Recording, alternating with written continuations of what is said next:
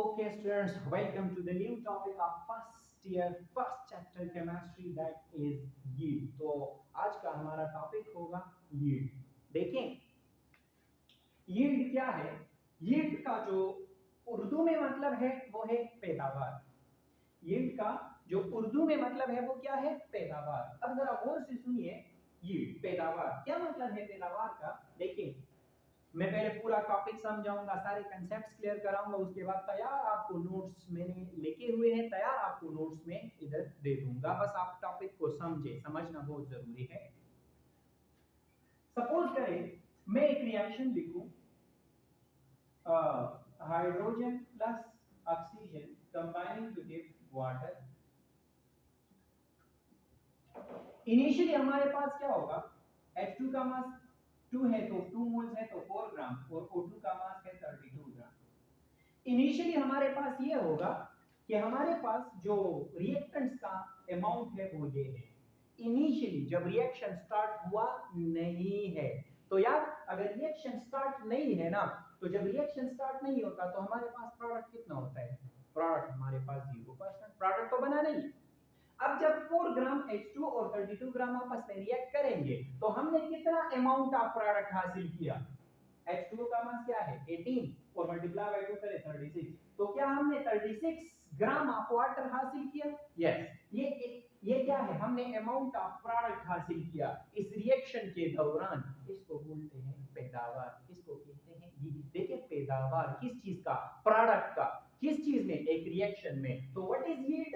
The amount of product obtained during a chemical reaction. हम एक chemical reaction के दौरान जो प्रोडक्ट हासिल करते हैं, पैदा करते हैं, उसको बोलते हैं क्या? yield. So what is yield? The amount of product obtained during a chemical reaction. That is called yield. बहुत सिंपल. एक रिएक्शन के दौरान जो हम प्रोडक्ट हासिल करते हैं उसको क्या बोलते हैं? yield. अब yield के हमारे पास होते हैं टाइप्स.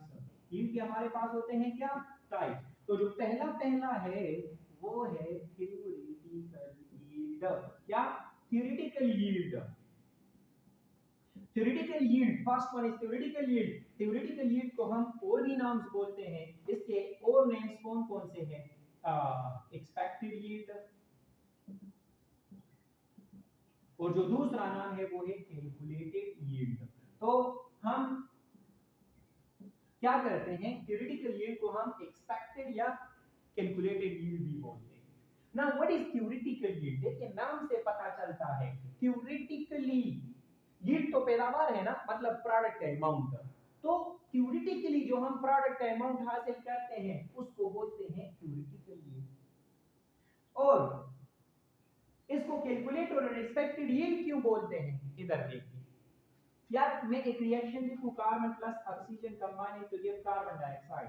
इसका मास कितना है? 12 ग्राम. इसका 32 ग्राम. प्रोडक्ट कितना हासिल किया? 44 ग्राम. मुझे एक बात बताएं, मैंने ये जो प्रोडक्ट हासिल किया है 44 ग्राम कार्बन डाइऑक्साइड का, ये मैंने कोई एक्सपेरिमेंट करके हासिल किया? मैं लैब में गया हूं, मैंने प्रैक्टिकल किया है, मैंने एक्सपेरिमेंट किया है, ये मैंने असल में हासिल किया है? नो. ये तो मैंने इस इक्वेशन से हासिल किया. तो the amount of product obtained from equation is called what? From chemical equation is called what? Theoretical yield. या इसको expected yield क्यों बोला? क्योंकि हम यही एक्सपेक्ट करते हैं कि अगर 12 ग्राम कार्बन के और 32 ग्राम ऑक्सीजन के कंबाइन होंगे तो कितना प्रोडक्ट एक्सपेक्ट होगा? कितना प्रोडक्ट एक्सपेक्ट होगा? 44. तो एक्सपेक्टेड yield है कि नहीं? तो it is why it is called expected yield, क्योंकि हम एक्सपेक्ट ही यही कर रहे हैं कि 12 और 32 कंबाइन होके 44 बने.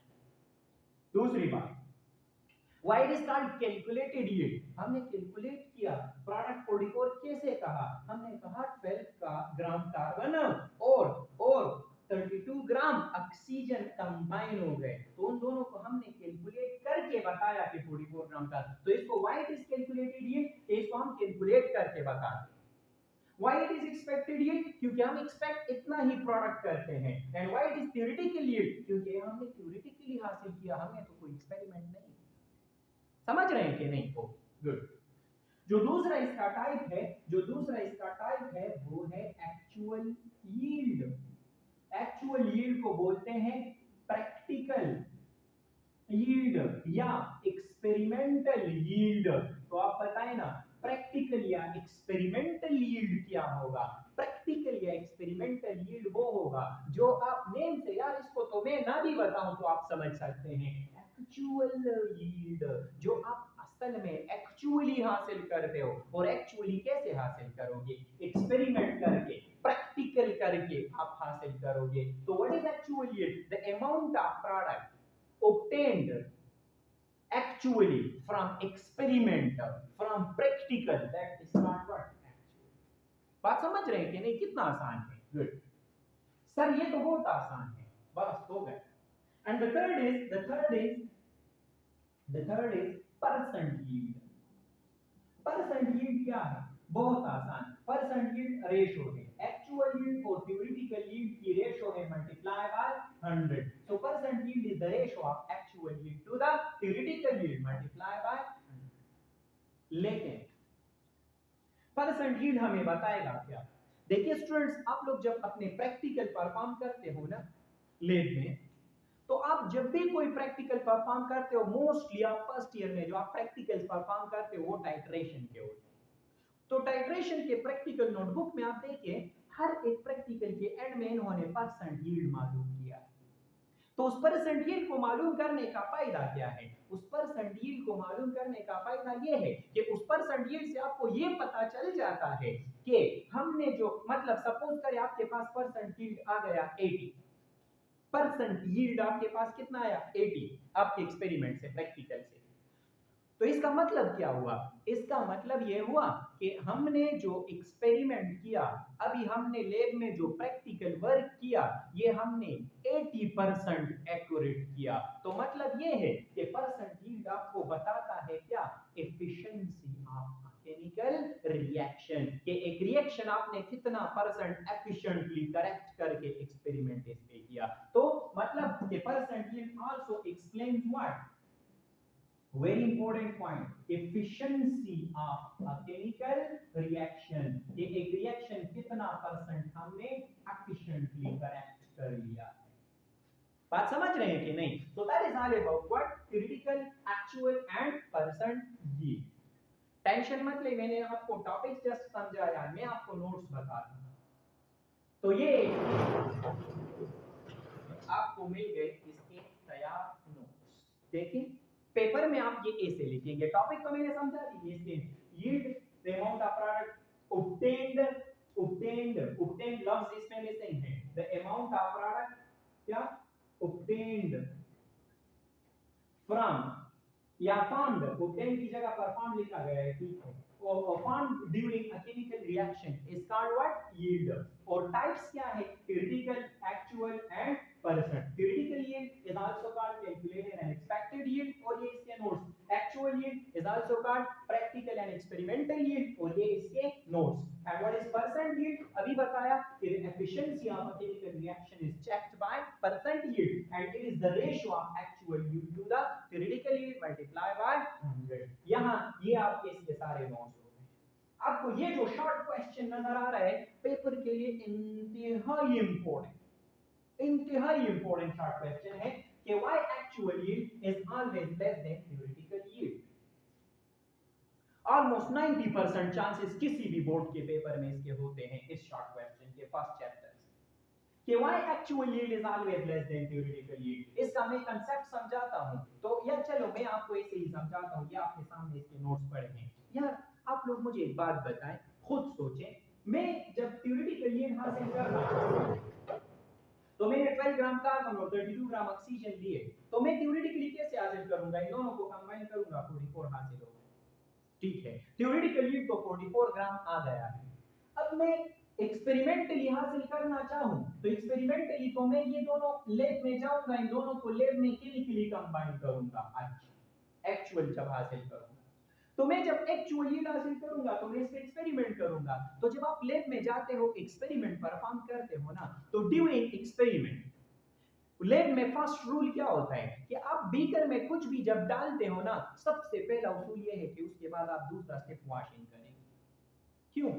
आपको बीकर में नजर नहीं आता, लेकिन फिर भी थोड़ा बहुत अमाउंट ऑफ रिएक्टेंट उसमें रह जाता है, तो जब आप वॉशिंग करते हो तो उसमें वो रिएक्टेंट जाया हो जाएगा। तो जब रिएक्टेंट जाया हो जाएगा तो क्या प्रोडक्ट फिर उतना ही बनेगा? नो, प्रोडक्ट फिर कभी भी उतना नहीं बनेगा। दूसरी बात, आप क्या करते हो? टाइट्रेशन करते हो। टाइट्रेशन फ्लास्क में फिल्ट्रेशन करते हो। फिल्ट्रेशन जब आप करते हो तो फिल्ट्रेशन में क्या होता है? फिल्टर पेपर पर कुछ ना कुछ इंप्यूरिटीज रह जाती है, क्लियर सोल्यूशन नीचे। फिल्टर पेपर आप फेंकते हो, इसका मतलब कि उसमें भी कुछ ना कुछ अमाउंट ऑफ रिएक्टेंट आया हुआ, तो उससे भी रिएक्टेंट कम हो गया। तो अगर रिएक्टेंट कम हुआ तो क्या प्रोडक्ट फिर इतना बनेगा? नहीं, इससे कम बनेगा। ये जो फिल्ट्रेशन में रिएक्टेंट्स आया हो जाता है, जो वॉशिंग में रिएक्टेंट्स आया हो जाते हैं, जो हम लैब में मैकेनिकल वर्क करते हैं ना, इन चीजों की वजह से जो रिएक्टेंट्स आया हो जाता है, किसकी वजह से? एक्चुअल यील्ड हमेशा कम आता है। इस तो देखिए, actual yield is always less than theoretical yield due to what? Number first क्या है? मैकेनिकल लॉस, जिसमें टाइट्रेशन और वॉशिंग, और इसमें एक और भी ऐड कर लिया अभी मैंने, क्या फिल्ट्रेशन। जब आप फिल्ट्रेशन करते हो, वॉशिंग करते हो ड्यूरिंग टाइट्रेशन, तो इन चीजों में कुछ ना कुछ रिएक्टेंट जाया हो जाता है, जिससे फिर एक्चुअली क्या आता है का। दूसरा रीजन, साइड प्रोडक्ट फॉर्मेशन। देखिए ये पॉइंट जरा टेक्निकल है। ये जो साइड प्रोडक्ट होता है ना, रिएक्शन में आपको साइड प्रोडक्ट नजर नहीं आएगा। आप खुद सोचें, फिर इसके हैं 32, इसके हैं मेन प्रोडक्ट ये है 44, अगर इसमें साइड में कुछ प्रोडक्ट बन जाए तो कुछ ना कुछ रिएक्टेंट तो उस साइड प्रोडक्ट में चला जाता, तो फिर आपका मेन प्रोडक्ट जो था उसका यील्ड 44 रहता या 44 से कम रहता? 44 से कम रहता। तो इसका मतलब ये है कि जब साइड प्रोडक्ट बन जाता है, तो साइड प्रोडक्ट क्या होता है? जो आपके दो केमिकल्स कंबाइन करने से जो मेन प्रोडक्ट बनता है, उस मेन प्रोडक्ट्स के अलावा जो चीज बनता है उसको साइड प्रोडक्ट बोलते हैं। तो यार वो जब साइड प्रोडक्ट बनेगा तो उसमें कुछ ना कुछ अमाउंट ऑफ रिएक्टेंट जाया हो जाएगा ना, वहां चला जाएगा ना, तो आपके मेन प्रोडक्ट का एक्चुअल यील्ड क्या हो जाएगा? कम। तो एक्चुअल यील्ड में जो सेकंड रीजन है जिसकी वजह से डिक्रीज आता है, वो क्या होता है? वो होता है साइड प्रोडक्ट फॉर्मेशन। तो ये भी हुआ। थर्ड फैक्टर ये है कि अगर reactant full by full product में कन्वर्ट नहीं होंगे, तो ऑब्वियस है कि अगर reactant full by full product में नहीं जाएंगे तो फिर भी एक्चुअल यील्ड कम हो सकता है। और रिएक्टेंट क्यों फुल बाय फुल प्रोडक्ट में नहीं जाएंगे? ये जो मैकेनिकल लॉस में हमने चीजें पढ़ी यही है ना। And the next one is reaction conditions. देखें, किसी भी रिएक्शन के लिए कंडीशंस चाहिए होते हैं कि आपने टेम्परेचर इतना रखना है, कंसंट्रेशन इतना रखना है, प्रेशर इतना रखना है। तो ये सारे कंडीशंस अगर आप फेवरेबल नहीं रखेंगे ना, अगर कंडीशंस आप सारे परफेक्ट फेवरेबल नहीं रखेंगे एक केमिकल रिएक्शन के लिए, तो उसकी वजह से फिर रिएक्शन, वो रिएक्टेंट सारे के सारे प्रोडक्ट में नहीं जाएंगे। तो अगर रिएक्टेंट सारे के सारे प्रोडक्ट में नहीं जाएंगे तो फिर तो प्रोडक्ट कम बनेगा कि नहीं? तो एक्चुअली कम आएगा कि नहीं? तो ये भी एक रीजन हुआ जिसकी वजह से एक्चुअल यील्ड कम हो सकता है। एंड लास्ट पॉइंट जो इसमें लिखा है कि रिवर्सिबिलिटी ऑफ रिएक्शन। देखिए, रिवर्सिबिलिटी ऑफ रिएक्शन, तो अगर एक रिएक्शन रिवर्सिबल है तो ये रिवर्सिबल रिएक्शन का तो बहुत एक सिंपल सी बात है, थर्मोकेमिस्ट्री में फिर आप डिटेल में पढ़ेंगे। यहां पर सिर्फ इतना कि रिवर्सिबल रिएक्शन जो है ना, रिवर्सिबल रिएक्शन कभी भी कंप्लीट नहीं होते। रिवर्सिबल रिएक्शंस में कभी भी reactant full by full product में कन्वर्ट नहीं होते। तो अगर रिवर्सिबल रिएक्शन में full by full reactant product में कन्वर्ट नहीं होते तो एक्चुअल यील्ड जो बनेगा वो कम बनेगा कि नहीं? बिल्कुल एक्चुअल यील्ड कम बनेगा। So these are the reasons that's why actual yield is always less than theoretical yield. और ये एक बहुत ही इंपॉर्टेंट शॉर्ट क्वेश्चन, आपने इसी तरतीब से ये सब कुछ ऐसे लिखना होगा। तो ये आपका पूरा टॉपिक आ गया है यील्ड का, जिसके जो कि आपके इसके सारे के सारे आपको ये तैयार नोट्स भी मिल गए, और इसके नीचे मैंने आपको ये पूरा टॉपिक यहाँ पर समझा दिया है। सही है? So that is all about the last topic of first chapter of first year chemistry. उम्मीद करता हूं कि आप लोगों को फर्स्ट चैप्टर अलिफ से ये तक फुल बाय फुल समझ आया होगा, आपने एंजॉय भी किया होगा, और आपको बहुत सारे कॉन्सेप्ट्स इसमें मिले होंगे। Thank you very very much.